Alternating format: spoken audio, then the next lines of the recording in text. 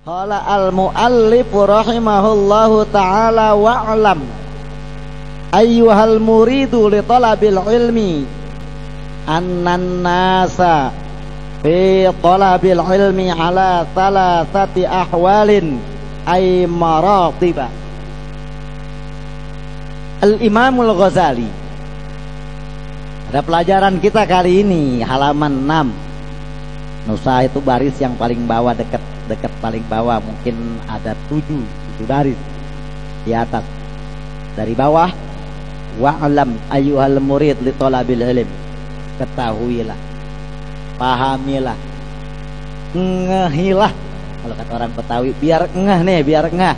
Wahai orang-orang yang mencari ilmu, yang pengen disebutnya orang yang ngaji, pahamin nih, ngehin kata Imam Ghazali. Biar ngeh, biar paham, biar paham, biar ngerti. Apa kata Imam Ghazali? Annan nasa, sesungguhnya manusia, fi talabil ilmi, dalam menuntut ilmu itu, ala salasati ahwalin, ada 3 lagi, 3 keadaan, 3 tingkat, 3 pangkat, 3 derajat. Ay maratiba. Jadi kalau tadi cara mutola'ah ilmu itu 3, qalbun mufakkir, walisanun mu'abbir, wa bayanun musawwir. Lalu sekarang ada 3 lagi kata Imam Ghazali. Pahamin, ngehin, inget-inget, biar paham, biar tenget, ingetin. Orang yang nuntut ilmu itu ada 3 macam modelnya. Ada 3 macam jenisnya. Orangnya nih, orang. Yang pertama, minal faizin an-najin, yaitu orang yang selamat, yang berbahagia. Yang pertama, 3 juga ya. Terus yang kedua, minal mukhatirin. Pahamin dulu ini, nanti saya terangin. Yang kedua, orang yang modelnya nyari ilmu nih, ada yang modelnya minal mukhatirin, orang yang memprihatinkan sekali keadaan. Ada yang selamat dan berbahagia, ada yang memprihatinkan dan mengkhawatirkan. Ada juga yang ketiga adalah minal halikin wa minal hamqa al maghrurin. Ada model yang ketiga, yaitu orang yang hancur, yang rusak, yang dungu, yang terlena. Jadi orang ada 3 macam kata Imam Ghazali. Ini kalau kita udah tahu begini nih, jangan gampang nyebut ustadz lagi dah. Ntar UGB dipanggil ustadz lagi. Nah, ini kalau udah kita pahami nih, bahwa orang yang nuntut ilmu itu ada 3 macam modelnya. Yang pertama, orang yang selamat, yang berbahagia. Yang kedua adalah minal mukhatirin, orang yang mengkhawatirkan dan sangat memprihatinkan modelnya, padahal dia orang yang berilmu. Jadi orang yang berilmu itu ada yang memang dengan ilmunya bahagia dan selamat, ada yang memprihatinkan dan mengkhawatirkan, ada juga yang sebab dengan ilmunya itu dia dapat kehancuran, dan dia sebetulnya bukan berilmu, tapi dia adalah orang-orang yang hamqa al maghrurin, orang-orang yang hurur, yang terlena, yang terbuai oleh dunia semata. 3, ingetin itu. Lalu penjelasannya. Yang pertama tadi apa? Minal faizin. Minal faizin itu siapa? Rajulun talabal ilma liyattakhidahu ay liyaj'alahu zadahu ilal ma'adi. ayil akhirati fa innaha ma'adul khalqi walam yaqsud bihi illa wajhallahi wad daral akhirati. Ini yang pertama. Tadi adalah orang yang bahagia, orang yang selamat, orang yang merdeka, bahasanya yang selamat. Orang yang pertama yaitu modelnya orang berilmu yang selamat adalah rajulun talabal ilma. Orang yang mencari ilmunya, liyattakhidahu li'ailiyaj'alahu zadahu ilal ma'ad, yang ia jadikan ilmunya itu sebagai bekal untuk tempatnya kembali. Dia jadikan ilmunya, dia belajar semata-mata berharap agar belajarnya menjadi bekal matinya. Dia ngajar, dia ngaji, dia berjuang dengan belajarnya. Semata-mata ia berharap agar semua itu bisa menjadi bekal untuk kehidupan sesudahnya di alam dunia ini. Ailiyaj'alahu aizadahu ilal ma'ad. Dia jadikan ilmunya itu sebagai bekalnya untuk kehidupan akhirat. Kenapa akhirat? Fa innaha ma'adul khalqi. Yang namanya akhirat, ya Allah, itu tempat kembalinya semua makhluk. Min Adam ila yaumil akhir, nanti dari mulai zaman Nabi Adam manusia bakal balik ke akhirat. Kita semua bakal mati, kita semua bakal mati. Jadikan ilmu kita, belajar kita, ngaji kita, mutolaah kita, muzakarah kita, kebaikan kita, zadan ilal ma'ad, sebagai bekal. Makanya kita nggak berhenti berdoa, ya Allah, jadikan langkah kaki semua kita ini dijadikan amal soleh yang bisa menjadi wasilah keselamatan kita di dunia dan di akhirat. Jadikan ngaji kita ini sebagai amal soleh, bisa menyelamatkan kita daripada bencana apapun yang ada di alam dunia ini.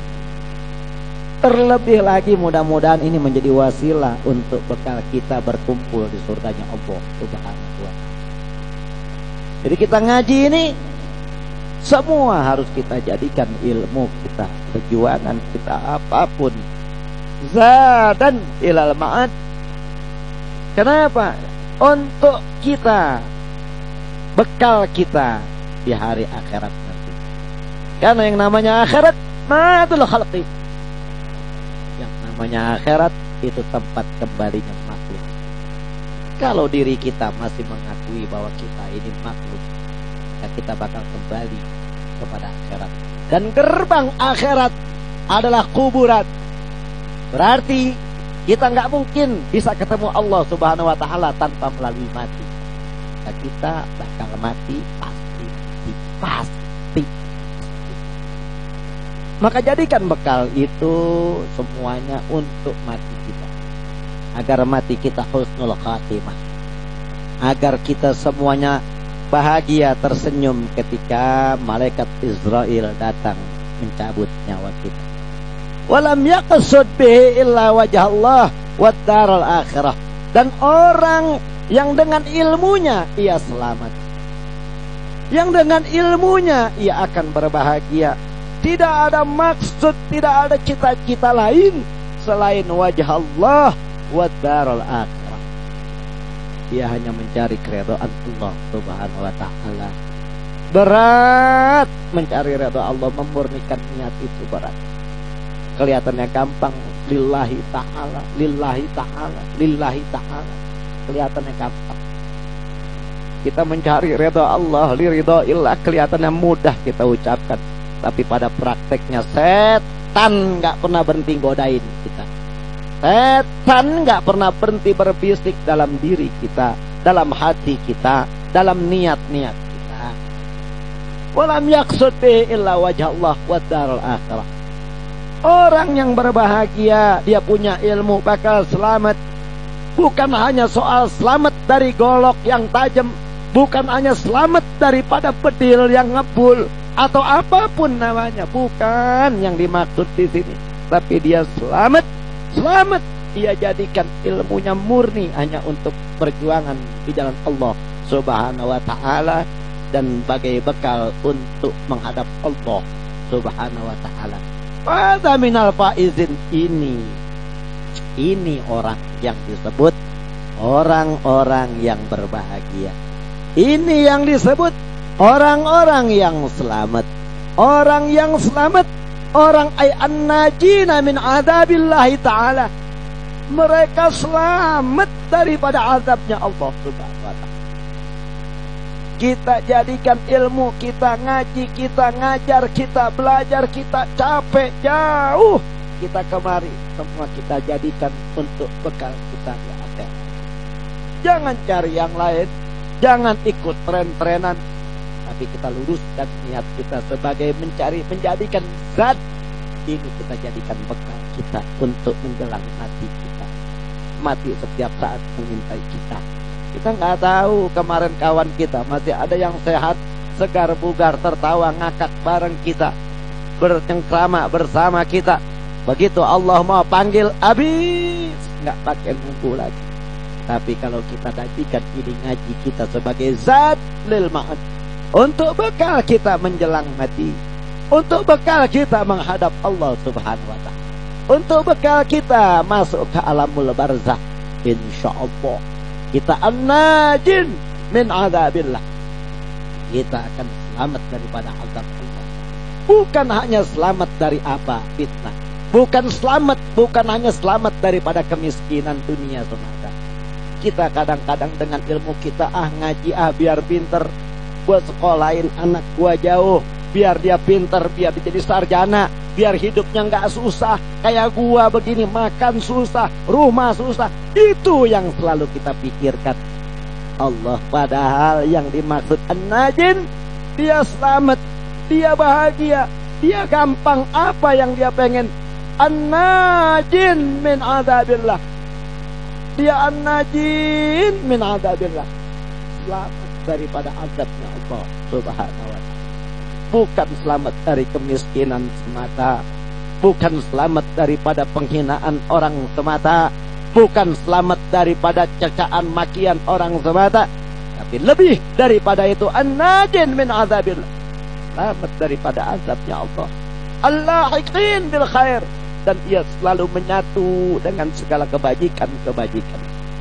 Ini yang minal faizin, kata baginda Rasul sallallahu alaihi wasallam. Al-lahiqin bil khair, dia selalu gampang untuk berbuat kebaikan. Ilmunya banyak, tapi kadang-kadang ia berbuat baik satu sisinya, tapi kadang satu sisi ia mematahkan kebaikan orang lain. Dia tidak pandai menyimpan rasanya, hingga dia mudah sekali mengkritisi orang lain yang tidak berbuat baik. Kita harus pandai-pandai lahiqin bil khair, menyatu kita. Selalu kita mencari kebajikan. Bukan cuma an-najin min adzabillah, tapi al-lahiqin bil khair. Orang yang model kayak begini harus kita ikuti, harus kita jelasi. Dan ini adalah alamat ulama akhirat seperti ini. Wa alamat daripada alimul akhirah. Wa alamatu alimil akhirah salasatun. Semua ini dari tadi kita melihat mutola'ah ilmu itu 3 tempat.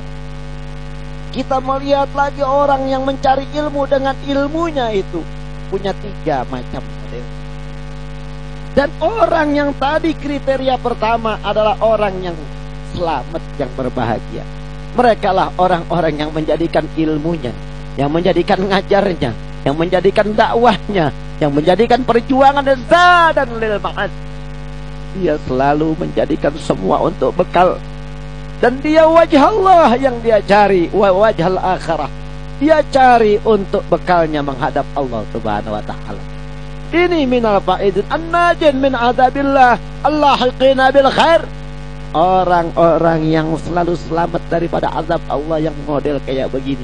Dan ini dikategorikan ulamaul akhirah, ulama akhirat. Semua mengaku saya mencari redha Allah. Mubalik yang menarget mengaku saya berjuang di jalan Allah. Semua yang ngobatin dukun-dukun pengen dipanggil kiai, dia berbicara tentang dalil-dalil Allah dan selalu mengaku saya mencari redanya Allah. Tetapi pada pelaksanaannya berbeda. Pada sikapnya dia menghancurkan Islam. Pada sikap dan moralnya ia membuat orang-orang pesantren dikucilkan, dikritisi, bahkan dicurigai. Orang-orang pesantren sekarang lihat para kiai-kiai kita perjuangannya dicurigai. Kenapa? Akibat ulah-ulah orang yang mengaku-ngaku ustadz itu, orang yang mengaku ulama-ulama itu, semuanya ketika dia berbicara lillahi ta'ala, percaya semua orang kita ini. Percayanya tidak didasari oleh ilmu, percayanya tidak pernah ngaji, dibohongin, makanya ngaji. Pahami agama kita, jangan gampang menyebut menjuluki orang ustadz, kiai atau apapun. Maka ketika kita mengatakan atau kita mendengar seorang ulama mengaku saya berjuang lillahi ta'ala, bla bla bla bla bla bla, lalu kita panggil syekh. Ada yang dipanggil hadratus syekh. Hadratus syekh sudah dipanggilnya, padahal tukang rokok. Tukang rokok, tukang pabrik rokok dipanggil hadratus syekh karena rokoknya bisa mujarab katanya, menyembuhkan penyakit.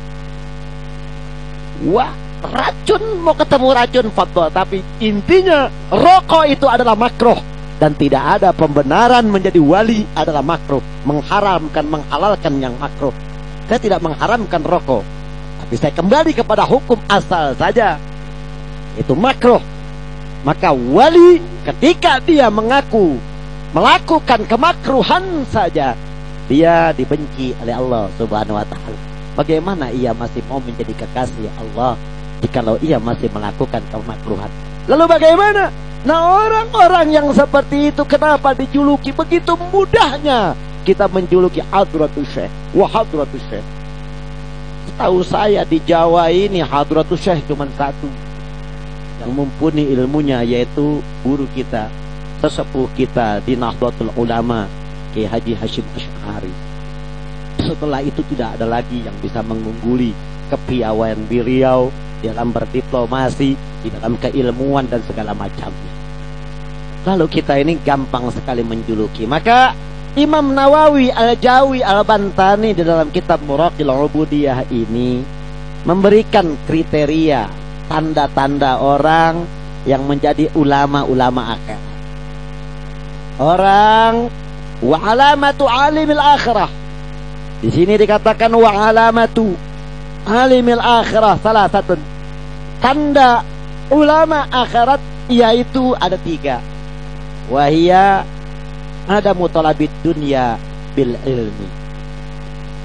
Dia tidak mencari dunia dengan ilmunya, sekalipun ia punya potensi untuk ke situ, dia tidak cari dunia dengan ilmunya. Bahasanya dia nggak jual tuh dakwahnya dengan dunia. Ya gampangannya bagaimana? Kalau diundang ceramah nggak kudu ada amplopnya, tapi apa ada orang kayak model begini, susah. Hari itu dia datang, besok dia kapok nggak datang lagi. Nah, ini penyakit. Ada mutalabid dunya bil ilm. Dia nggak jual murah itu, nggak diketengin ilmunya oleh dunia, sekalipun dia dijanjikan A, B, C, D, kedudukan, pangkat, jabatan. Tidak dia cari dengan ilmunya. Akhirnya bagaimana? Wa kaunu qasdihi bil ishtighal bil ilmi naila sa'adatil akhirah.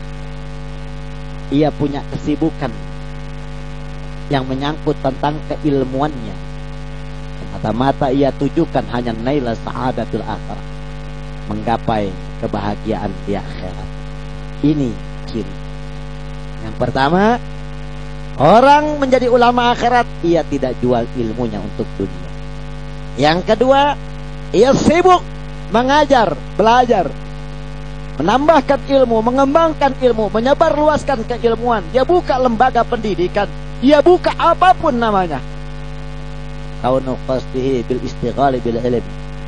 Dia tujukan istighalnya, kesibukannya tentang ilmu, semata-mata naila sa'adatul akhirah. Dia mencari kebahagiaan untuk akhirat. Ini yang kedua. Konsekuensi daripada ia menggapai kebahagiaan di akhiratnya, yaitu fayakunu mu'taniyan bi ilmil batin. Ia selalu berupaya, bersungguh-sungguh terhadap ilmu menata hati batin. Selalu ia bersungguh-sungguh dalam berzikir, munajat, dalam bermuajahah kepada Allah Subhanahu wa ta'ala.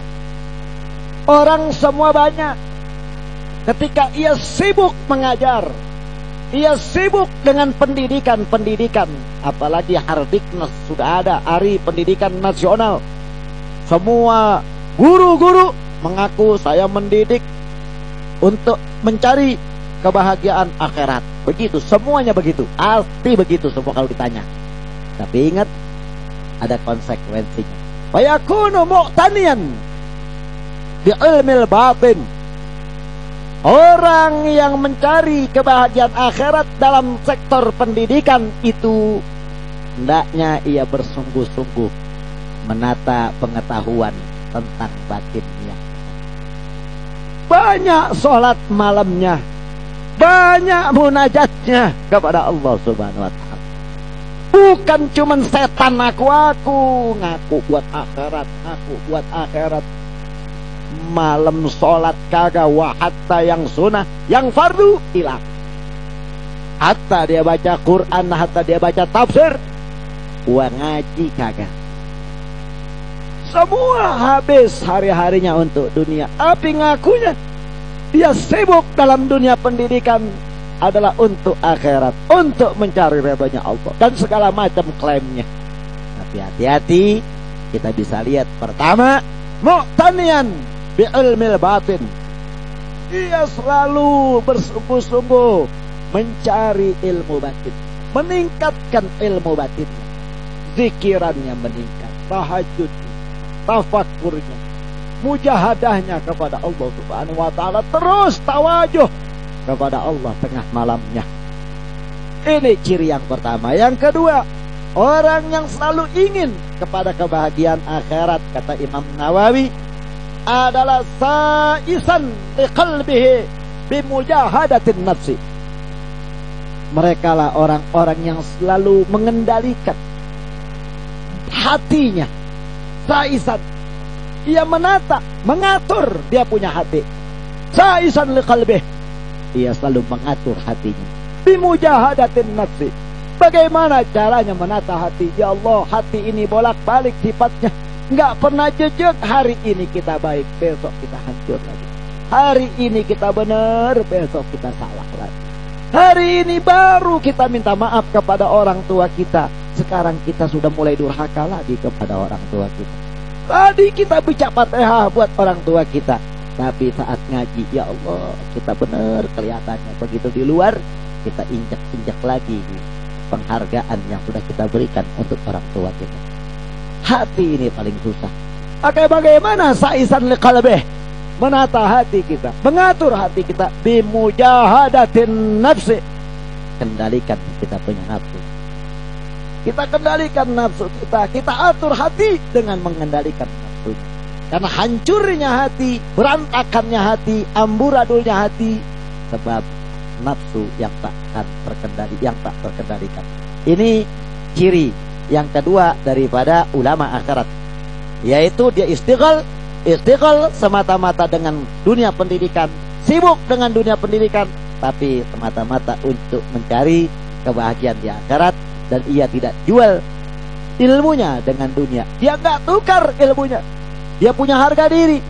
Tidak, dia tukar ilmunya, kata Imam Nawawi. Dan yang ketiga, wa kana i'timaduhu fil ulum ala ittiba'i sahibi syariah sallallahu alaihi wasallam fi af'alihi wa aqwalihi.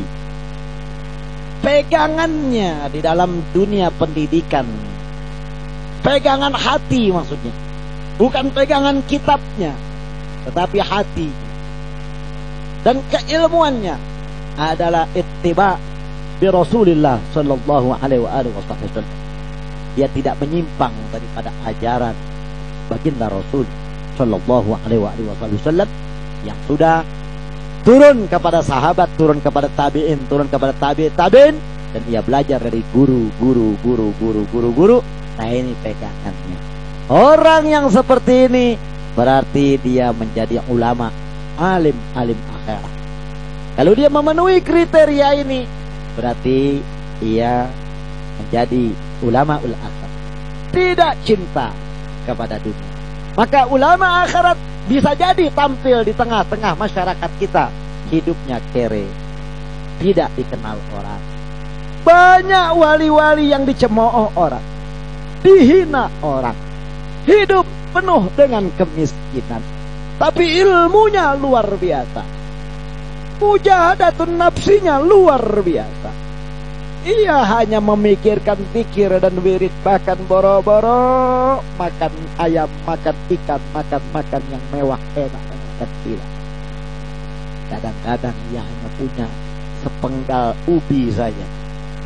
Saya punya guru Mbah Sarip namanya di Pemalang. Ini tokoh juga. Pernah saya ke sana. Itu luar biasa. Hidupnya ya nggak dikenal orang. Rumahnya hanya bilik-bilik bambu. Tapi luar biasa. Ternyata dia adalah seorang minal sholihin, orang-orang yang full ilmu luar biasa. Ketika kita masuk ke rumahnya, bilik bambu, tidak ada kitab sama sekali. Tapi ketika saya bicara kitab, dia masuk ke dapurnya, dia keluarkan kitab untuk saya, kitab-kitab yang besar. Saya cari ke dapur, di mana naruh kitabnya? Nggak pernah tahu saya. Ini minal sholihin. Nah, ini adalah perjalanan batin, pengalaman batin yang pernah saya, spiritual yang pernah saya alami. Sekarang beliau masih ada di Pemalang. Ini ngumpet, nggak dikenal orang, nggak ada yang tahu, luar biasa. Tapi ini seringkali dikunjungi oleh para ulama-ulama sepuh. Bahkan banyak termasuk Habib Lutfi Pekalongan lalu ketika galau ke situ. Termasuk guru-guru kita yang lain dari Yaman, dari mana, semua mampir ke situ. Tetapi beliau tidak pernah mengagulkan dirinya, membanggakan dirinya. Bahkan kainnya saja compang-camping dengan dandanan baju seadanya, tidak punya makanan, tidak punya apa. Beliau hanya sibuk. Subhanallah. Kenapa? Memang dia tidak ingin dunia, dia tidak ingin menggadaikan ilmunya dengan dunia. Dan dia cari hanyalah kebahagiaan akhiratnya. Ia hanya sibuk dengan ilmu batinnya, mujahadah kepada Allah Subhanahu wa taala. Lalu kemudian ia selalu mengikuti af'al dan aqwalnya, mutaba'ah li Rasulillah sallallahu alaihi wasallam. Sekali lagi, mari kita kaji ilmu kita betul-betul. Setelah kita berilmu benar-benar, ingat-ingat tadi saya katakan, idza lam yuzakkirul ulumi bi ilmihi walam yastafid ilman nasiya ma ta'allama. Ketika seorang berilmu tidak mau muzakarah terhadap ilmunya, dan dia tidak mau menambahkan gurunya ilmunya, dia tidak mau ngaji lagi karena dia gengsi dan segala macamnya, nasiya ma ta'allama, maka lupalah ia terhadap apa yang sudah dia pelajari. Bahkan jami'un lil kutubi bi kulli madhhabin, berapa banyak kolektor-kolektor kitab dari segala macam cabang ilmu dan madhab. Yazidu fil ayami fi jam'ihi ama, selalu kerjaannya dengan mengumpulkan kitab itu, pada hakikatnya ia hanya menambah kebutaan hatinya di segala hari-hari yang ia lewatinya. Maka kita harus betul-betul qalbun mufakkir wa lisanun mu'abbir wa bayanun musawwir, kata Imam Abdullah bin Abbas radhiyallahu taala anhu.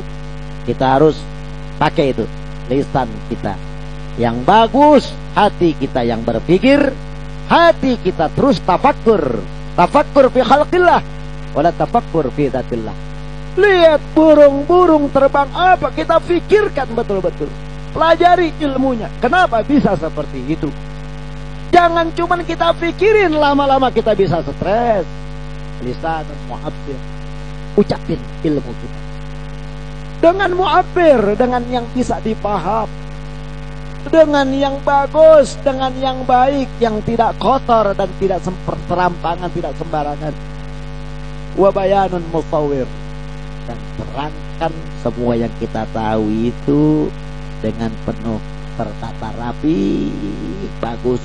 Insya Allah kita akan menjadi minal faizin an-najin min azabillah al-lahiqin bil khair.